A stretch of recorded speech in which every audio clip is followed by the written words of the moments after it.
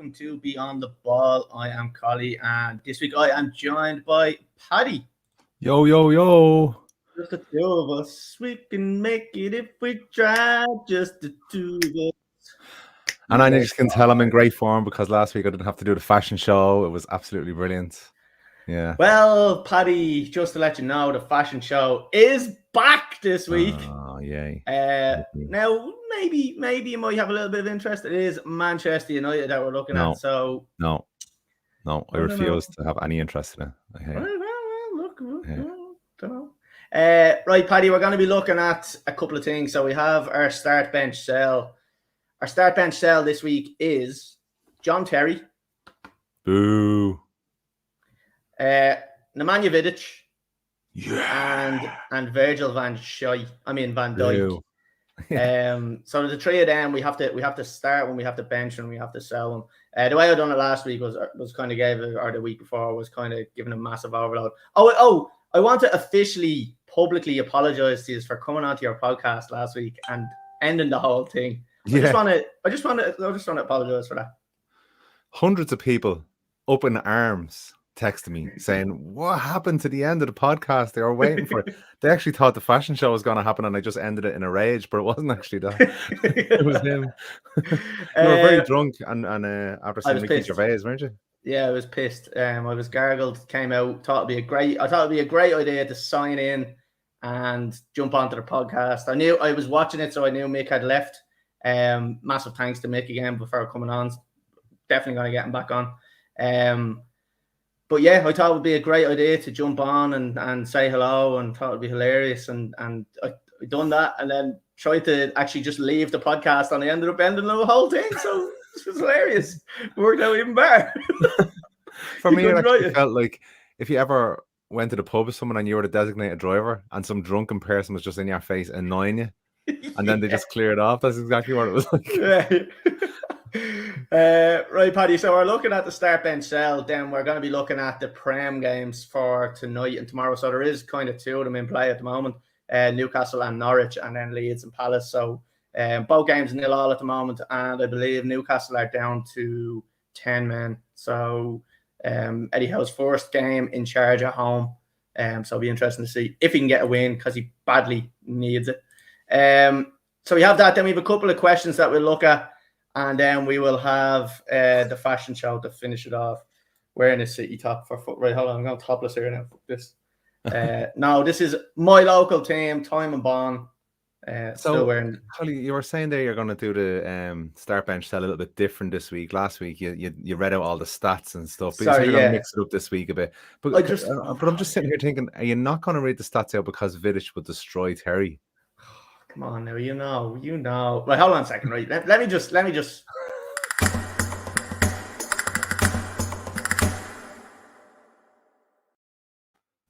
If you're going to be making accusations like that, right, at least let it be in the segment, because that's bullshit, and you know it's bullshit. Let me repeat it just in case you want to drop this, right? So every week, well, not every week. Last week was the first week, so no, that wasn't the week before. The week before, sorry, right? And you read out all the stats of the players, and then we debate it and see who we start, who we bench, and who we sell. But this week you've decided to change it up, and I think the rationale behind that is because you're a big John Terry fanboy. And Nemanja Vidic would destroy him in the stats department. Trophies. And I just think that you'd be lost before you even start. So, I've got all the stats right here in front of me. I mean, I can rack them all off if you want and just end that right now. Because he doesn't top him in anything. Premier League. The one that's severely lacking in trophies and honours is Virgil van Dijk. Right, okay. Come on. So look, we're gonna talk individually about them. So we'll start off with Van Dijk because we don't have a Liverpool fan on. For me, Van Dijk, probably one of the best centre halves in the world at the moment. If you put him into an era of John Terry, Vidic, I suppose Ferdinand. I thought Vidic was better than Ferdinand, but does he stand out as much? I know everyone kind of says, "I know he is brilliant. He's brilliant." Yeah, he is brilliant. But he was brilliant for, we're going to say, 2 years with Liverpool. Now, look, he was good at Celtic. I can't I can't deny it. He was very good that's at the Scottish league, Southampton. though, so I kind of Exactly. He stood out at Southampton. Then he went to Celtic. And in fairness, I did watch him a couple of times when he was at Celtic. I was saying to myself, he's actually fucking pretty good. And then ended up making his way to Liverpool.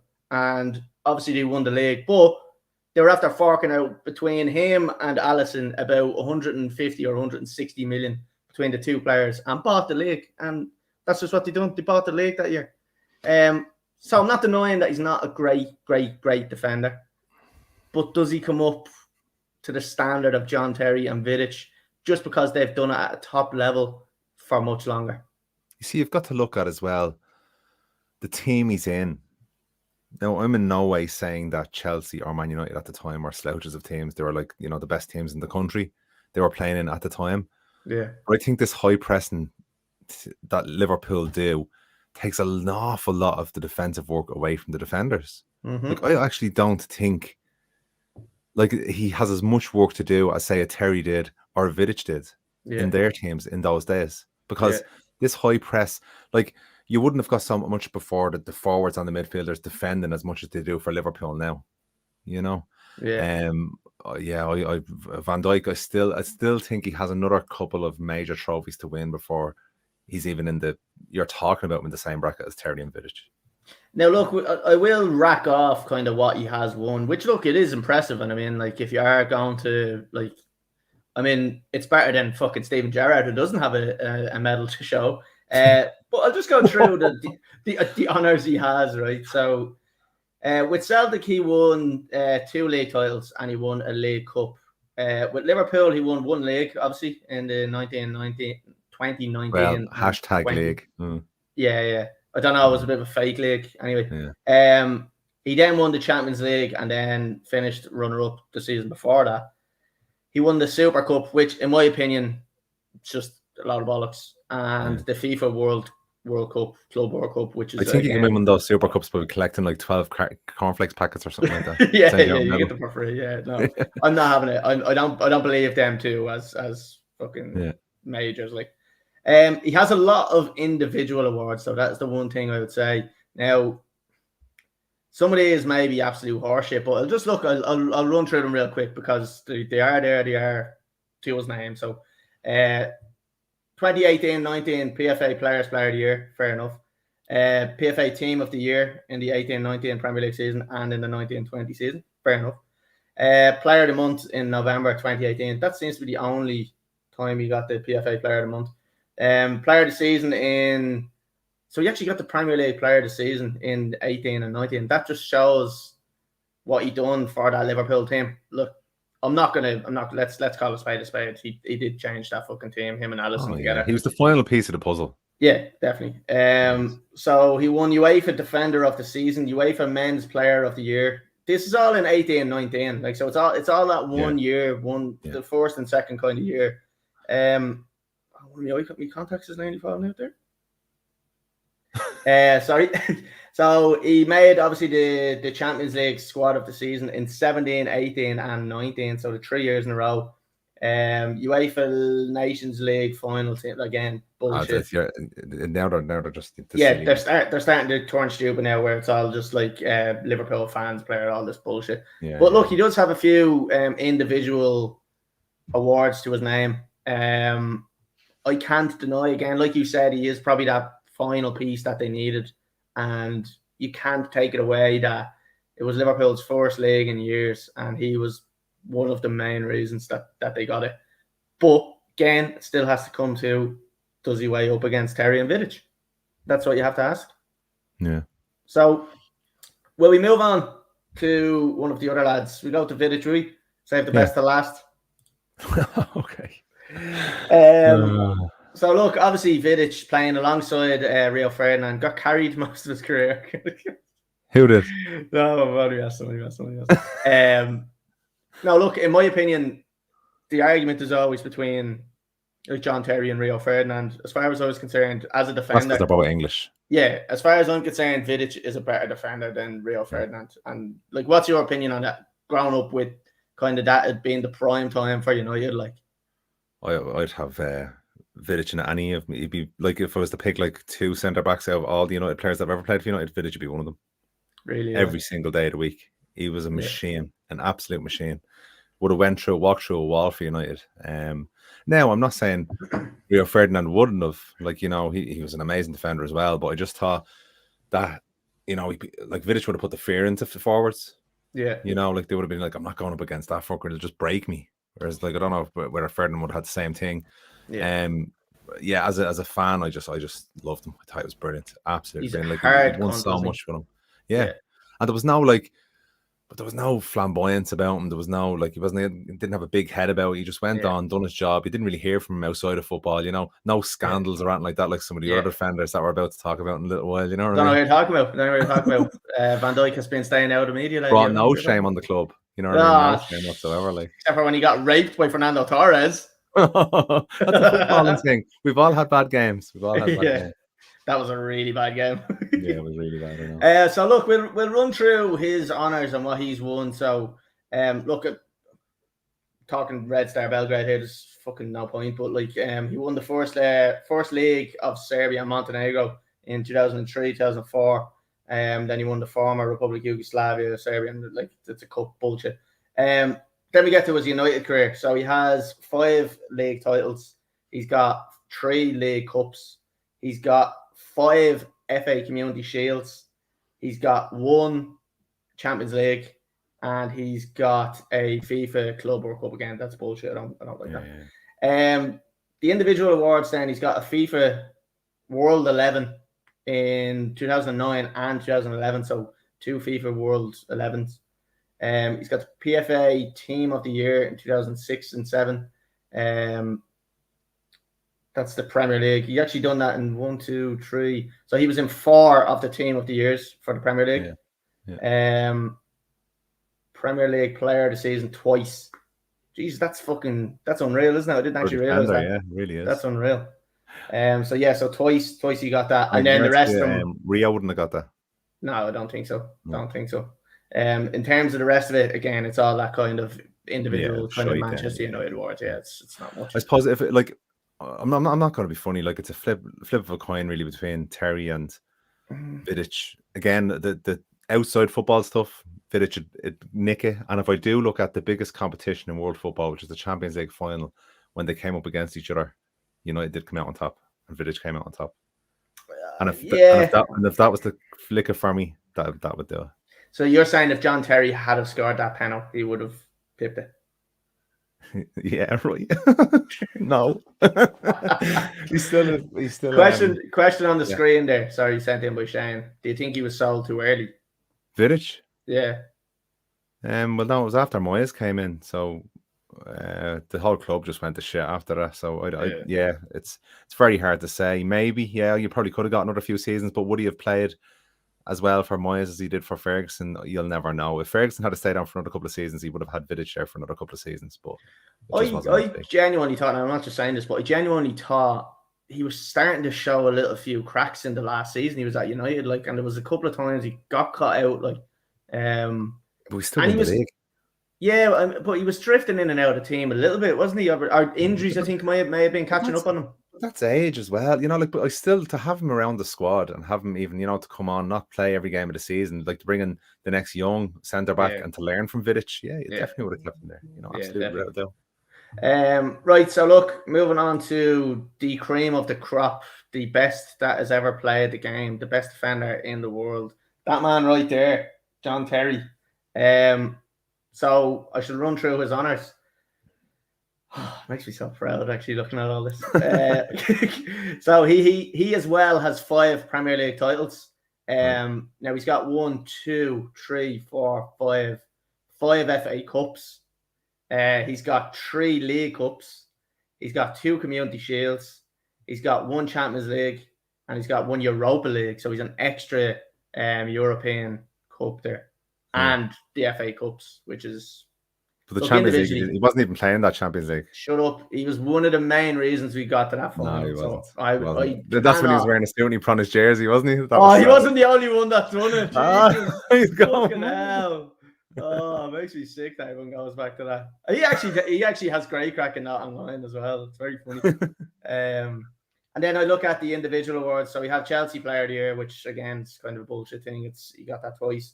Premier League Player of the Month in January. These fucking. Oh no, it's okay. He has them. They have them down here. So, PFA Team of the Year in 2003, 4. So 1, 2, 3, 4 times. He was in the FIFA World 11 1, 2, 3, 4, 5 times. UEFA Club Defender of the Year 3 times. He was in the UEFA Team of the Year 4 times. Did everyone player of the year? Say again, sorry. Did he ever win the PFA Player of the Year? No. Huh. He's in the PFA Team of the Century though. All right. There you go. So yeah.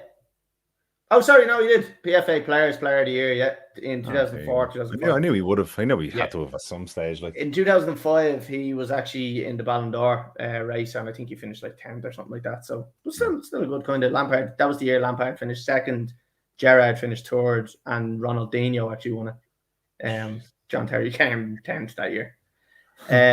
So look, as a player, Gerrard, always the bridesmaid, never the bride, huh? As a player, personally, for me, John Terry is the best defender I've ever seen. And I'm not just saying it as a Chelsea fan, but I genuinely think he was one of a kind with what he used to do. Like you see some of the stuff, the tackles he used to make, jumping with his fucking head at the ball, like unbelievable. Like what's this? Yeah. I'm not going to him. The whole City team has them cop on. What sort of are you two on? Fuck off. John Terry is the best defender that's ever played in the Premier League. And that's my honest opinion. What? That's a lie. Look at this. Yeah. John Terry signature. That cock ring is way too big for you. His signature. I won that on Soccer AM. No way. Swear to God. Did you? Yeah. No way. I think it was that. It could have been actually. That could have been actually. I won a phone cover on Soccer AM signed by John Terry. Class. It was. No way. Deadly. Yeah. That's class. Yeah. That's class. Right. So, Paddy, look, we've gone through honours. We've gone through individual awards. Are you going to make a plea for Vidic, or do we rate them now? What would you do? There's no plea about this. Like Vidic wins every. Like some of the points I made there, like clearly, even for people sitting on the fence, would clearly give Vidic it. Then for the outside football stuff, the scandal and shame Terry brought into his club with some of the shenanigans. I don't know what you're talking about because. I don't know. Look, I'm just saying what I heard. I don't know if it's true or not. Well, I mean, it was brought to a court of law, and he was proven innocent for. I'm not talking about that. I'm not talking about that. Okay. I know he was proved innocent of that. So, are you talking about him having sex with Wayne Bridges' wife? Yeah. You. I didn't have to say any of it. You said it all for me. I know. But. I don't think he like Wayne Bridge wasn't with his missus at the time. No, I think John Terry was. He was in the bedroom and he's like, "Oh, how are you, John?" He's probably gone to the shops or something. No, but they were together. But I think obviously John Terry was with his missus. But I don't think Wayne Bridge was actually. Look, it's nothing to do with football. I'm only saying it to wind you up. Yeah. But the Champions League final thing, I think, is a big one. Yeah, Vidic was one of the leaders for United that won that game. John Terry on the biggest stage of them all. And I look at it with Roy Keane. Roy Keane's one of my favourite United players of all time. He was not there that night. We won it. Yeah. In the new camp. And it's always like, what if? Bittersweet. But yeah, so I don't know. But I go first, or do you want to go first? Yeah, go on, you can go. Yeah, seeing as you're fucking bigging up fucking Vidic there. Yeah. Go on. Put me out. Play Vidic. Bench Van Dijk. And no, I'm only messing, I'm only joking. No, yeah, bench Terry, and bring him on the second half. I'd probably play them a half each because they're both great players. And Van Dijk, I'd give him away. I wouldn't even sell him. Shane has said, "I hate United and the Liverpool fan, but keep Vidic, bench Terry, and sell Virgil." I mean, like again, it is that thing. What's your preference? Which Liverpool fan does he hate? He hates United and the Liverpool fan. Yeah. I hate United and a Liverpool fan. Which one? Probably Connor. Yeah, it's probably Connor. I'll go Connor. Yeah. So look, I think for me, obviously, the starting is easy. I'm going with JT all day.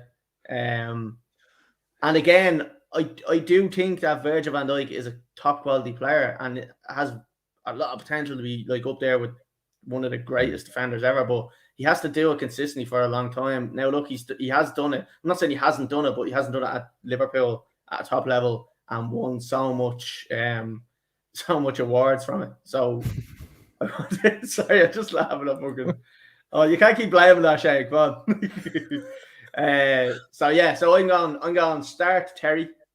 I'm going to bench Vidic and I'm going to sell Van Dijk only because he hasn't done it for a longer period than the other two lads. But if he done it consistently and Liverpool go on to win another 3 leagues, another Champions League, have whatever. This conversation again in 5-10 years. Yeah, exactly. Yeah. And I'll still do the same thing. Right, so there we have it. Me and Paddy can't decide on Terry and Vidic, but we both decided to sell Van Dijk. So, Paddy, that'll wrap that up. We're going to move on to our predictions next. So the first match we have is thought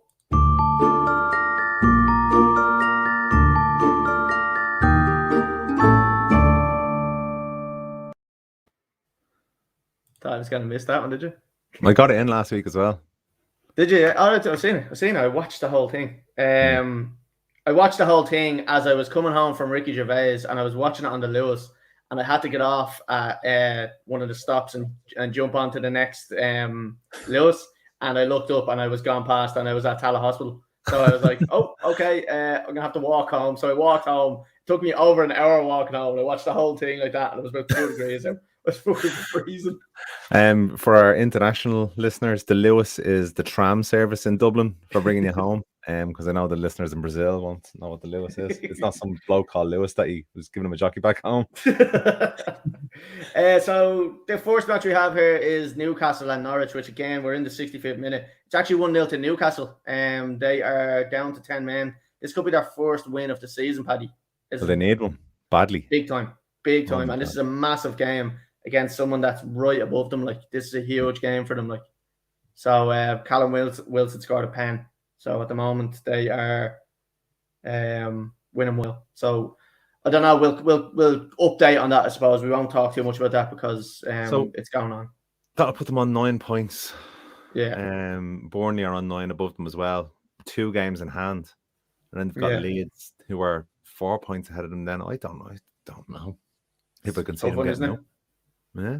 Like, they're gonna have to do a massive turnaround there, and gonna have to expect Leeds, who I don't know, should start picking up points soon enough. Like, don't have a big January. Watford could be the team like that may start slipping. Like, yeah.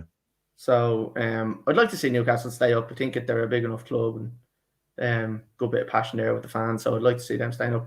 We're going to move on, Paddy. We won't spend too much longer on these ones. So Leeds and Crystal Palace are in play at the moment. It is the 40th minute and it's 0-0. So look, nothing to comment on there. So we will move on to Wednesday. So we have Southampton and Leicester for Wednesday. Southampton are 11-8. The draw is 12-5, and Leicester are 15-8. Leicester obviously coming off a good win against Watford, the 4-2 win. Jamie Vardy finally getting back onto the score sheet, scored 2 goals. Southampton lost 4-0 against Liverpool again, was probably expected. What score do you see this one being, Paddy? See, Jamie Carragher during the week said he's probably the best value transfer that's ever been in the Premier League. Jamie Vardy. Really, 1 million they got him for. 1 million. Yeah, sure, they got him for fuck all, yeah. Yeah. Well, yeah, he's probably not fucking wrong, yeah. I'm gonna go for a Leicester win. Southampton, how did they do in their last game? 4-0 they lost to Liverpool. I mean, we can just clip this into one of Paddy's highlight moments where he just didn't listen to what I just said there. So I went, spent about 5 minutes talking about how they got beat 4-0. Sorry. I do it at home with my family as well. It's not just you. I think I have a sort of problem. Selective hearing. Yeah. Yeah, go for a Leicester win. Gonna go for 2-1 win and Jamie Vardy to score. Okay. Yeah, this is a tough one for me. I think just being away from home, I don't think they're going to win because Leicester haven't been really flying. That's a good result, but I think it's going to be a 1-1 draw, and I'm going to go with. I'm going to go with Maddison to score. He scored against Watford, and he's due a couple of goals in the Prem, so I think he might be getting back on the score sheet. Next one, Paddy, is Wednesday 7:30. Watford 10-1. The draw is 17-4, and Chelsea are 2-7. Look, obviously we were in the pub watching Chelsea and United. I thought personally Chelsea dominated the game. Couldn't break United down. Thought United actually played well enough. They didn't in the first half. They were shit in the first half. They were compact-ish, but like I suppose looking at Chelsea and winning the Premier League title. That's the first full game I've watched of Chelsea this season. I've just been looking at the results and thinking, they're running away with everything. But after watching Liverpool, City, and then Chelsea against United, Chelsea looked the weakest.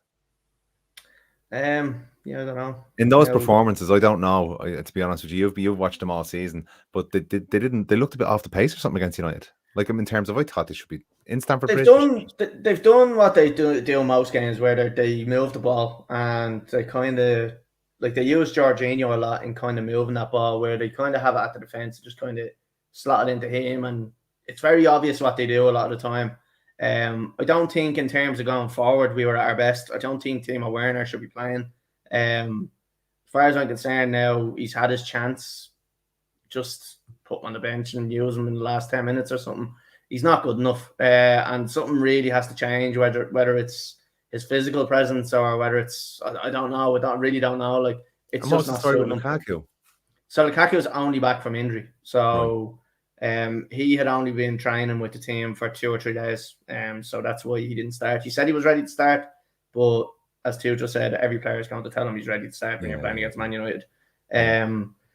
So yeah, again, I wasn't really too happy with Tuchel's team selection against Manchester United. I thought Mason Mount should have been starting. I don't think we should have played Ruben Loftus-Cheek in the middle. A lot of Chelsea fans are a big fan of him. I think mainly because he's kind of a youth player. I don't agree with it, and I suppose a lot of them are English that I know that are talking about it. I would have rather see Mason Mount there, and I would have rather see Kai Havertz up front.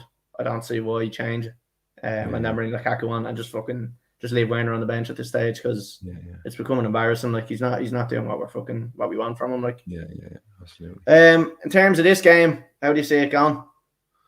Well, Watford obviously look good against United the last time we played them as well. United are making everyone look good. Considering the performances in Chelsea against United, I'm going to go for a draw here. I'm going to go for a 1-1 draw, and I'm going to go for Lukaku to score first. Okay. I think Chelsea should get the win here. I think we're good enough to beat them now. We're absolutely swarmed with injuries. Like Kovacic is injured, N'Golo Kante is injured, Chilwell is injured. Again, Lukaku is only coming back from injury. Jorginho now is apparently injured. So we have a lot of injuries, but we do still have decent squad depth. So I reckon still should have enough to kind of to beat Watford. I'm gonna say a 3-1 win. I think we might concede early for some reason, and should hopefully take the game to them after that. And I'm gonna say Callum Hudson-Odoi to score because he's been playing well lately. So nice to see him get a goal or two again. Yeah. Right, we'll move on. 7:30 Wednesday again. West Ham and Brighton. West Ham 10-11. Draw is 5-2, and Brighton are 3-1. How do you see this one going for West Ham? Again, getting beaten 2-1 by City. Probably kind of comfortable enough for City, I'd say. I mean, the 2-1, I know the 2 late goals, but I wasn't too sure. I haven't seen too much of that game yet, but I would imagine that City were probably fairly comfortable. Brighton coming off as a 0-0 win, or 0-0 win, a 0-0 draw against Leeds. At home, probably would have expected them to win that as well. Yeah. West Ham, they were never going to win against Liverpool and then against City. Yeah. They had 2 tough games in a row, and they still didn't do too bad against City. Put up a good show. I think they're a really strong team this season, and even that loss against City, I don't think will affect them that much. I can see nothing else but a West Ham win here. I'm going to go for 3-1 and Antonio to score first.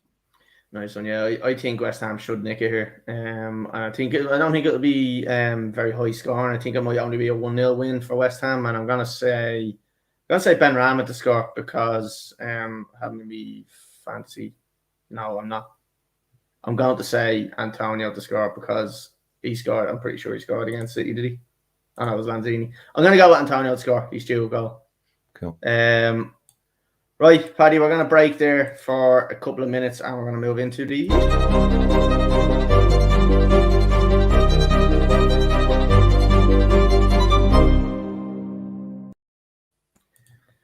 question section. So we've just two questions. One football related question and one kind of funny question. So the first question we have sent in from Richie Lee. Where will Man United finish and who will they buy or sell in January? Paddy, I'll let you take the reins on this one, seeing as you are the United fan. What do you think? Who will buy? I've no idea. With the new manager, it depends on if there's any strong central defensive midfielders at the club he came from. He could sign one of them. Get rid of. You see, the problem with United is always you can't get rid of the players you want to get rid of because they're on too high wages. If we could, they'd probably get rid of Martial. A couple of defenders, maybe Diego Dalot. That's probably it. Like for me, a Martial, if you get the money for him, just sell him. I'd want Lingard kept at the club because I'd like to see what the new manager could do with him. Donny van de Beek, I want to see him staying at the club. See what Ralph Ragnick can do with him. Where will we finish this season? I can see us top 4. Think so, yeah. Top four, yeah, top 4. Which again is a fucking pain in the arse because coming into the start of the season, I had really high hopes of United, possibly winning the league. Yeah. And now to be talking about a new manager and finishing the top 4. Then for another manager to come in, and then if he's allowed only get the top 4 as well, I'll be just looking at the situation is they're currently in. They're sitting in 8th with 18 points, and West Ham are in 4th and they have 23 points. You're 5 points off them. Now look, 5 points isn't a lot really. You're only 13 games in, still have another 26 games or so. But Arsenal, who are hitting a good bit of form, are sitting in 5th place there on the same amount of points ahead of them. So it's a little bit dodgy for them at the same time. Them games against Arsenal now become 6-pointers, where you really need to take them teams out. I was just about to say that this Thursday is a big game. Yeah. It's in Old Trafford, which is a plus. I think the last 2 results against Villarreal and against Chelsea will give a lot of confidence. I tell you, we were watching the Chelsea game together, and Sancho scored. Yeah, I was very drunk. And you were saying, "Oh, it's great management." For his confidence, no matter what happens now, blah blah blah. It comes on. I suppose when we come to the United match in a while, we can talk about. I would assume you heard the Carragher-Kane conversation about Ronaldo. You know what? I didn't catch all of that, but I seen the little clip of Gary Neville recording it while he was watching it. Just laughing at it, so you can. All right, but I suppose the long and short of it was that Jamie Carragher was like, Ronaldo doesn't have to start every game, and it's ridiculous to think that he does have to start every game. Yeah. And Roy Keane is like, this is against Chelsea away. You start your best players. Yeah. In these type of games. And then a conversation evolved into, well, what type of club are Man United now? And Roy Keane was saying, well, they're a cup team. And Jamie Carragher was like, but did they not buy Ronaldo to win the league? No, they didn't. Keane was saying, and it was just back and forth then. So United, Keane was pretty much saying, United are a cup team now. They brought Ronaldo in to win them cups as opposed to the league because they were never going to win the league. But I don't know. I think they had aspirations to win the league at the start of the season.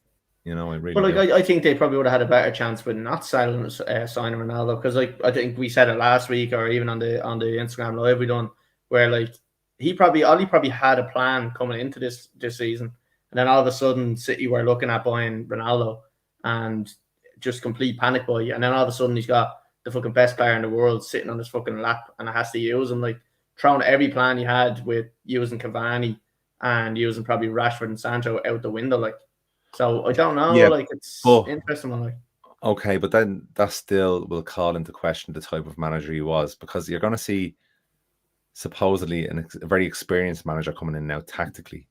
yeah. And if he is successful with Ronaldo in the team, but then it wasn't Ronaldo's fault. He was brought into the team. It was Solskjaer's fault that he couldn't manage him. I'm gonna milk this thing because it looks like there's the yolk sticking out the back of my head. Looks like there's a big fucking needle sticking out of my head, like being Frankenstein or something. You're spot on. So you think top 4 they'll finish, and then buy and sell. I suppose that's kind of guessing. Buy and sell, yeah, I have no idea. You'd have to even see what type. I don't even know. We talked about this last week. What type of formation the new manager's going to play. No idea what type of team he's going to play even. So I think he's a 4-3-3 kind of guy. Yeah. And apparently this whole high press, I cannot wait to see. Like he has the same methodology as Pep, as Jurgen Klopp, as Tuchel. If he can implement that at United and then prepare the team for the new manager coming in who will play a similar way, finally we'll get United to where we want them to be. Where I want them to be, obviously, not where you want them to be. I want them to be relegated. Right, so we'll move on from that one. Listen for that one, Richie. Next one we have is Paddy from Andy. He'll be on the pod in a couple of weeks. How many movies can you name in 30 seconds? Who's going to time it? I'll time you, right? And then you can time me if you have a timer. I do. Right, so is there any rules on this? No. Okay, right, fair enough. What? Like, I'm just gonna name all the ones you name as well. Oh no, you go first and you go. Right, are you ready? Right, go on. Right, 3, 2, 1, go. Star Wars 1, 2, 3, 4, 5, 6, 7, 8, and 9. Home Alone 1, 2, 3, 4, and 5. Back to the Future 1, 2, and 3. Ghostbusters 1, 2. The women's Ghostbusters, the new Ghostbusters that's out now. Die Hard 1, 2, and 3. Oh, fucking no movies now. Jurassic Park 1, 2, 3, 4, 5, and 6. Go up to 6. Fucking Debbie Does Dallas. Fucking 5, 4, 3. Oh, go on, finish now. That'll do. I won. That's it. How many? Stop that. Right, you got about 30, 40 or something there. I couldn't even do it. You went way too fast. I couldn't keep up. So I don't know. Are you ready? Yeah. Go. Star Wars 1, 2, 3, 4, 5, 6, 7, and 8. Home Alone 1, 2, and 3. Jurassic Park 1, 2, 3, 4, 5, and 6. Toy Story 1, 2, 3, and 4. Is there a fifth one? If there is a fifth one, I'll throw it in. The Greatest Showman. Titanic. Step Brothers. Superbad. Time up. Is it? No, it's only 20 seconds. Go on. I fucking scumbag. I get extra seconds. Into the West. Men in Black 1, 2, 3. Independence Day. That's your time now. That's time. I don't know. I don't know how many I got there. You got about 20. You reckon you got more? Yeah. No idea. I'm absolutely no idea whatsoever. I see, and that's why I asked about the rules, because I knew you were going to do that, and you were going to go again. 1, 2, 3, 4, 5, 6, 7, 8. I should have said all the James Bond movies. Oh yeah. Fucking loads of them. Right. Good question. Thanks, Andy. Yeah, nice and Andy. Right, we are going back on to.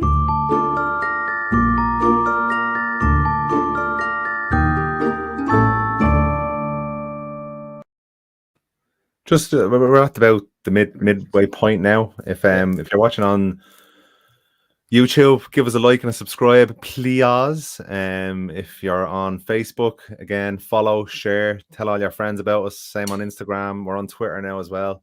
Live streaming. So please share as much as you can. Get your friends, family, dogs, pets to like the show, because it all helps. Thank you. Right, Paddy, back onto the games, and we are going on to Wolves and Burnley. So Wolves are 17-20, the draw is 12-5, and Burnley are 10-3. Give us a score prediction on this one. We're not going to spend long on this. Milan. I love it.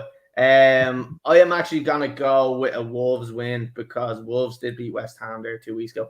I made a bold decision and I brought Jimenez into my fantasy football. So I'm hoping he scores a goal. So I'm going to go 1-0 to Wolves and Jimenez to score. Next one, Villa and City. So 17-2 for Villa, 17-4 for the draw, and 2-7 for Manchester City. Paddy, 8:15 Wednesday. How do you see this one going for Man City?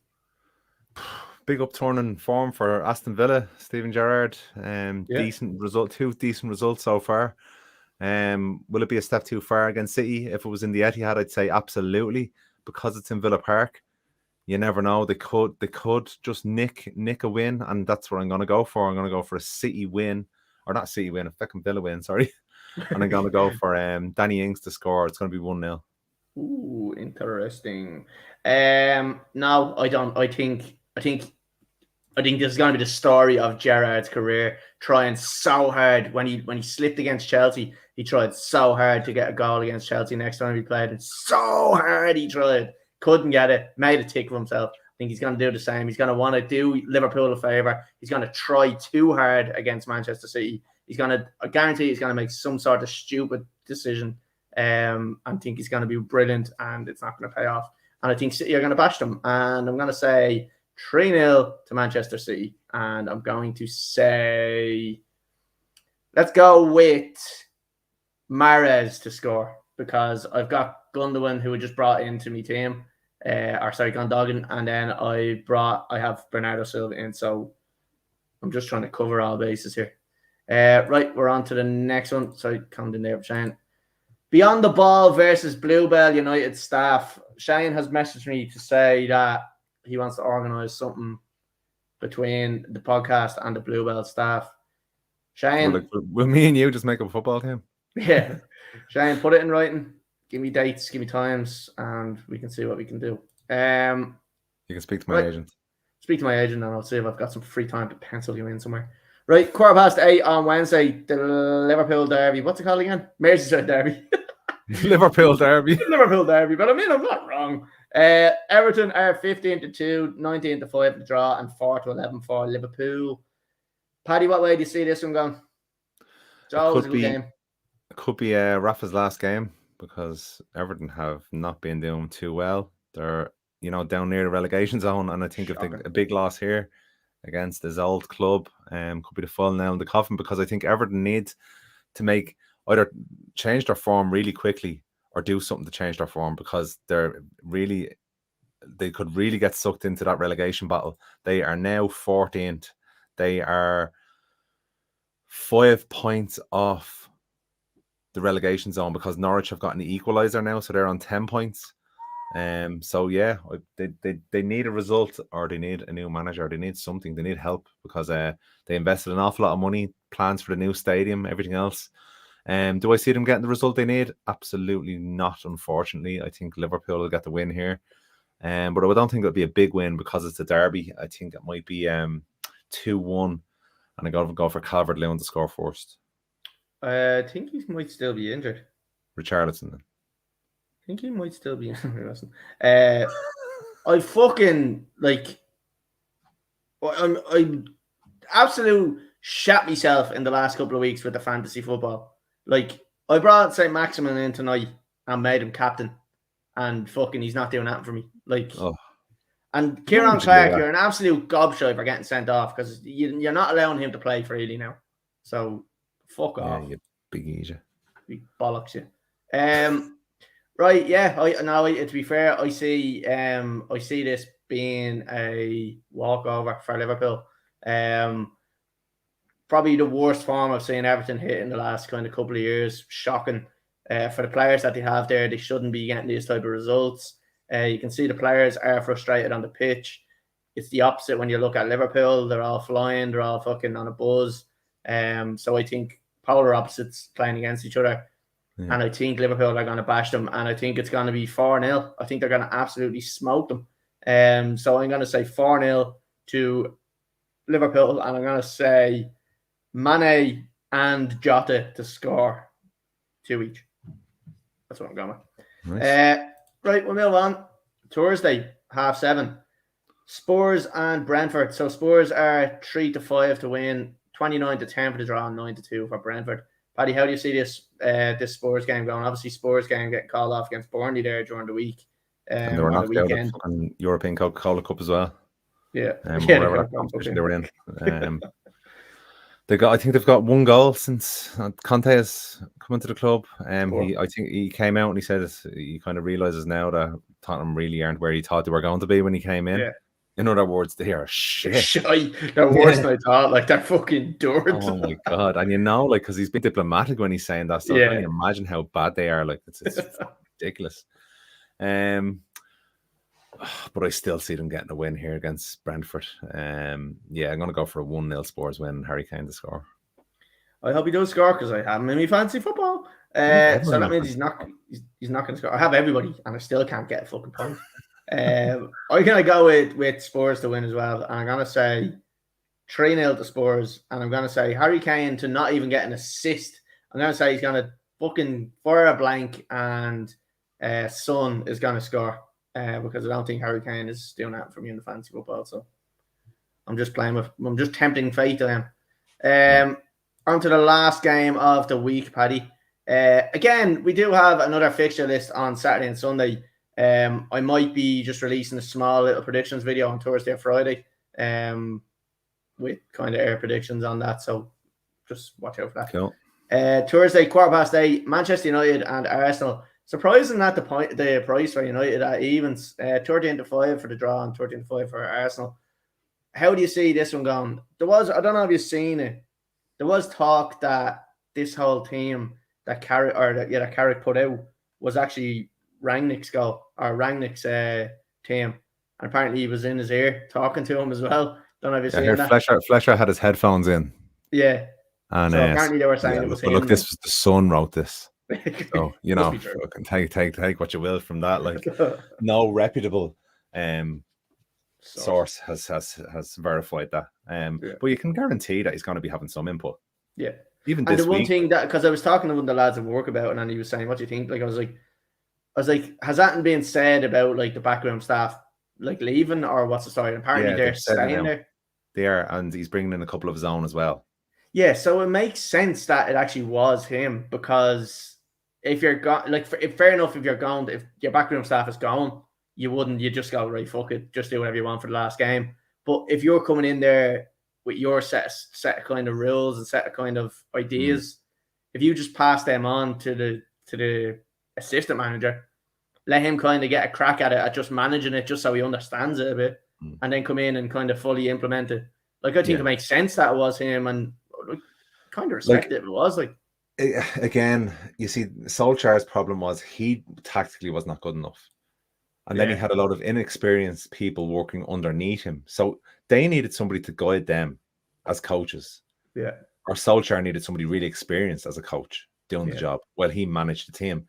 So what you've got now is, like when Ferguson was there, he always made sure he had a top-class coach underneath him. You know, doing the drills, doing the day-to-day stuff. And then he managed the club. I'm not saying he had no input into the tactics, but now what you have is a manager coming in that is going to control the tactics. Yeah. You know, he's going to be a real micromanager, I'd say. Yeah, definitely. And those coaches will only be doing what he wants them to do. But obviously, you wouldn't have much change coming into this Arsenal game in terms of the shape they'll have. I'd say it will be something similar to what they played against Chelsea. But, like, can you drop Cristiano Ronaldo 2 games in a row? I don't think so. The problem is he's an ego, and he's going to want to play every game. Like, so that is where you have to. That's where it'll show the man management. Can he manage Ronaldo and keep him happy? He's not going to be the type of player that wants to sit on the bench and come on as a 20-minute sub. No. Like, he's not going to want to be that guy. No. He's going to want to come on, or he's going to want to start every game and score every game. So it's going to be hard. But you're right. I do like that he has an identity. That's the main thing, is that your coach now has an identity, where I thought Solskjaer kind of got stuck in a balanced system where he was trying to nearly do both of it, nearly trying to like attack too much and then defend too much, and then gets caught in between, and even the players become confused then. So it's nice to see your manager now has a full fucking 100% identity on what he wants to do. If the players don't do it, it can come down to the players because they're not good enough to do it. Like, and I was listening to an interview with him there a few years ago, would have been, and he was talking about all different types of teams you play against. So if you're playing against a team that presses high, if you're playing against a team that sits deep, if you're the team in possession, all the different ways to play. And to hear a manager having a plan B, a plan C, you know what I mean? If things aren't working one way, they'll change it. But with Ole, it was just, that was the formation. There was no plan B. If that didn't work, you were kind of snookered, like, Yeah. And to be honest with you, with the whole Ronaldo thing, and he fucked things up for Solskjaer, I would agree if I hadn't seen the dips in form like that this season before with Solskjaer. We've had 2 or 3 dips in form similar to the start of this season. And just when you're about to start saying he needs to go, he'd get a result. He'd get a big result. And then we'd go on a run of, say, 5 or 6 games. Like, we were very lucky. The year Liverpool won the league, we were very lucky because of the break. Because when we came back then, we ended up getting into the top 4. But if it hadn't been for the break, we wouldn't have, because we weren't playing great up to then. But I'm gonna say United win, because again, the bounce, the new manager, even though Arsenal are playing well, it's in Old Trafford. Now Rangnick's not going to be in charge this game because his work visa hasn't gone through. Again, as we said, he's still going to have. It's still going to have his exactly, yeah. So you're going 2-1. But to be honest with you, even I'll give him a month. Yeah. But until I start really, say being critical of the team that goes out there, because it's going to take him time to get them used to playing the way he wants to. Like, if they're going to be doing the high press, he's probably going to have to improve the fitness of the whole squad. Yeah, definitely. Because they're the laziest team in the league this season so far. So their attitude is going to have to change, and that's going to that's one of the hardest things to change on a person, is their actual attitude. They can run all day, but if they don't have the right attitude, they're not going to want to run. They're going to be like, I don't know, fuck this. Like, so an attitude is fucking 90% of it, and then you look. A player can be average at best, but get away with it by doing the running. But when you have a bad attitude and you refuse to do the running, that's when players get found out. But again, I think you're gonna have that little bounce, like you were saying, and I do think that United are probably going to get the win as well. Did you give me a goal scorer? No, or a score. I'm going to say we'll go 3-1 United, and I'm going to go for Bruno to score first.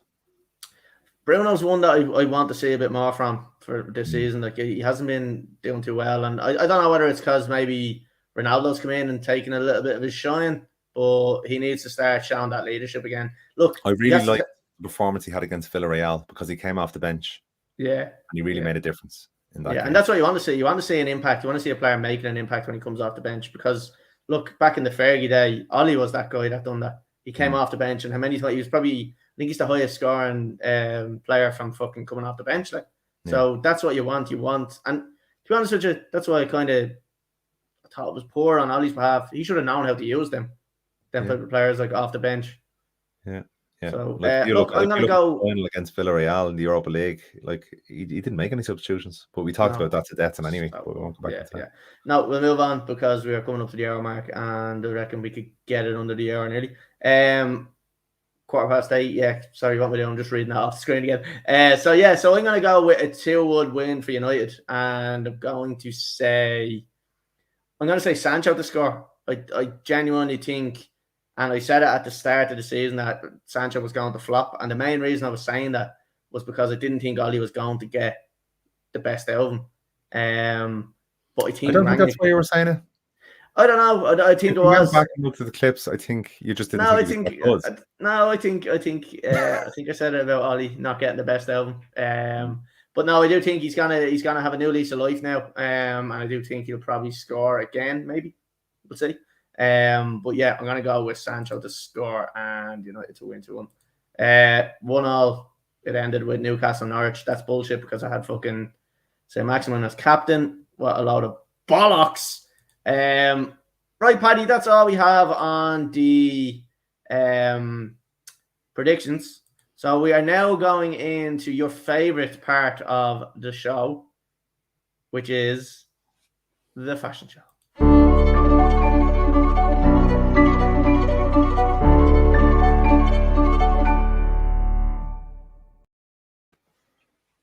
Paddy has disconnected himself from the fashion show, But we will move on because maybe Paddy just doesn't want to do the fashion show this week. Who knows? So the jerseys I'm going to be looking at are Manchester United. So let me just bring them up. Where the fuck is that? Okay. Did you just say Manchester United, darling? Hold on till I fix it. Oh, let me talk about it. Show me the contours. Oh, for fuck's sake. Where is it? I have it coming up now. Fucking hell. So you're into this one, are you? Show me the designs. Here's our designs here now. So I want you to talk to me, Paddy One or Gok Paddy, whatever you want to call yourself. Here we have Manchester United's Manchester United's home kit. Can you talk to me a little bit about this? What do you think? Absolutely fabulous. Look at the way the seams are threaded. Look at the shade of red. It's just absolutely beautiful. The team viewer and the square with the circle in the middle and then the two arrows, absolutely phenomenal. The Adidas 3 stripes, classic. Con on the sides, not too sure what that means, but beautiful. Adidas, absolutely 10 out of 10. 10.0, sorry, because I know we have to give it. Can I give it 20? Oh, no, it's only out of 10, sorry. Right. There's a cap. Have we got 3 jerseys? Oh, we have 3 jerseys, yeah. Yay! Absolutely. Paddy, I agree with your expert opinion there. I do think that this is not a bad jersey. Although I don't like the crest just because it is Manchester United, but we're not biased here, so I will score it fairly. I do like the Adidas kits. I actually think Team Viewer is not a bad sponsor. I've seen worse ones. The Chevrolet one being one. So I'm gonna go with a solid 7.2 on this jersey. 7.2, nice. Yeah, nice. Yeah, I like it. Let's see how I can get onto my next kit without. No, I'm gonna have to do this. Next one, the away kit. Now, talk to me about this one, Paddy. What do you think? I love it. It's for the modern man. You know, it's pink on the 3 stripes, the con, the advertising is just absolutely fabulous. The crest is white and pink. The blue and white brings you back to the days of old, you know, the old classic United away kits. The white trims. It fits really, really it's really well. Paddy, don't be like that. Yes, absolutely amazing. I'm going to go 10 again, 10.0. Beautiful. I think it's the nicest one out of all the jerseys this year. I love it. I actually think this looks like a tablecloth and something I would have put on my kitchen table back in the day. But I kind of still like it. I don't know. I like the zigzags. The zigzags here. See the zigzags? Did your eye catch that one, or did you just catch the straight lines? No, I cut the zigzags, of course. That's okay. Yes, okay. I designed the zigzags. Yeah, I like it. It's not bad. I mean, it's not. I don't think it's as good as the home kit. I'm gonna go with a generous 6.6 on this one. So yeah. On to our next one, which is our final one. I don't think you know what you're talking about, but whatever. Paddy, what do you think of this one? If I wasn't wearing those glasses, you'd see a tear in my eye. It's that good. Absolutely amazing. Beautiful blue. I prefer a little bit more red, to be honest with you, but I'll still go with the 10.0. The golden yellow on the sleeves and the everything about it is just the traditional crest there over the heart of the player, you know, to really show how much they care. It's just absolutely amazing. Yes, 10.0. Sold. Oh, for fuck's sake. That's my favorite jersey as well. As well. For all your favorites. I don't like this one. It looks like a car's after running over it and it's after leaving tire tracks on it. It's very confusing as well because on the front it's pointing to the bottom, it's pointing down, and on the back it's pointing up. So I just don't know what it's trying to do here. Yeah, I don't know. It's not bad. Like, definitely saying worse United kits. I'm gonna go. It's probably better than the other one. I'll go 6.7. I'm gonna go 6.7 on that. Okay. Right, well that's all we have time for on the fashion show. Paddy, thanks for your that's over. Thanks for your beautiful analysis of the United jerseys. You haven't I'm not doing it again. No, I think you enjoyed it too much. I think that might be the end of the fashion show in general. Can we not do like historical United jerseys just every week? Just do different United jerseys? No, I'm not ever doing another United one again. Paddy, that's all we have time for this week. We have kept it bang on the hour mark. So, again, anybody that is watching on YouTube, Facebook, Instagram, you're not watching Instagram because you can't, or Twitter. Make sure you follow us on, again, if you're on Facebook, go to YouTube, follow us there. If you're watching us on YouTube, go to Facebook, follow us there. Follow the Instagram page, follow fucking Twitter, follow us on Twitter, follow us on TikTok, follow us on everything because, oh, look at that. Because, why not? Because we're the best thing that's happening. And another Irish legend, Niall Quinn, followed the page this week and he messaged me and did say that after Christmas, he may possibly be coming on. So Niall Quinn, the Irish legend, may be appearing on the podcast some stage after Christmas. We'll have to get in touch with Mother Teresa of Irish football. Love it. Class. So what a nice guy though, because he you text people and all, and sometimes they just wouldn't bother their ass getting back to you. But he did, he got back to you, and he was really nice as well. Yeah, so in fairness, I messaged him on the 14th of November. And for some reason, it was a bit random. I messaged him on the 14th of November. He followed the page yesterday. I don't know whether, he followed the page randomly yesterday. And then obviously I put the thing up saying, thanks for following, blah, blah, blah. And then he messaged me this morning as I was in work out of nowhere saying, look, Collie, thanks for getting in touch. He goes, I'm a little bit busy with kind of non-football business at the moment. He said he hasn't really done too much football lately, but if I message him just kind of after Christmas time, he said hopefully you'll have a bit of time when you come on. So fair fucks to Noel Quinn, absolute legend. So Paddy, look, that's all we're going to do. Thanks everybody for watching. If you're listening on Spotify, again, go to YouTube to get the full effect of Paddy's fashion show this week, because it's one you don't want to miss. I think it was caught us all off guard, to be honest. So look, Paddy, thanks for joining us. Thanks very much, Collie. And actually, Paddy, right, how can we fucking end this podcast without saying what we've got coming on next week? Oh, come on. Do you know what I'm talking about? Like, this is stupid stuff. Oh. Ladies and gentlemen, we have the League of Ireland legend, the St. Patrick's Athletic legend, and the current under-16s Ireland manager coming on to the podcast next week, Paulo Sam. So I cannot wait to talk to him about everything. He had an unbelievable career as a Pats player.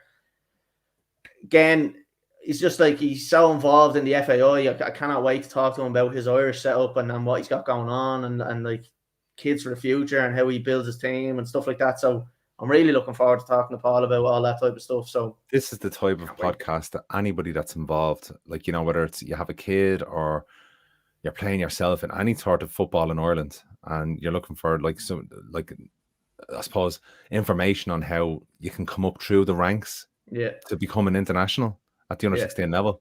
It's the perfect podcast to listen to. And like all his League of Ireland stuff is going to be so interesting. I can't wait to talk to him. And make sure, if anybody does have any questions about that type of thing, make sure you get them into us. We'll try add them into our questions. We have any questions that we will be asking them ourselves, but we will definitely add in questions if people want to ask Paul any questions. A very knowledgeable guy. I've seen him talking on podcasts before, previous, and he's brilliant. It's gonna be a good chat. So looking forward to that. I can't believe we almost didn't plug that. That's outrageous. Carry on, isn't it? That was nearly as bad a fuck up as last week when you cut us off. Right, Paddy, we're gonna end it there. Right, nice one, and we'll talk to everybody the same time next week, half a with the legend Paulo Sam. See you then.